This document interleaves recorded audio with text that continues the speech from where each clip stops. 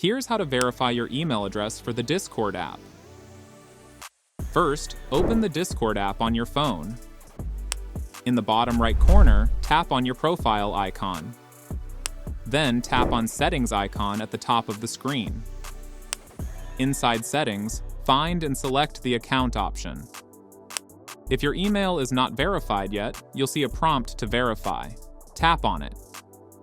If the code is not received, tap on Resend Email. Now, Discord will send a verification email to your inbox. Go ahead and open your email app, such as Gmail. Once you find the email, open it. You should see a Verify Email link in the email. Tap on it. The link will open in your browser.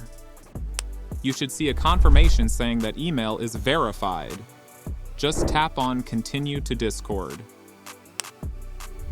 And that's it.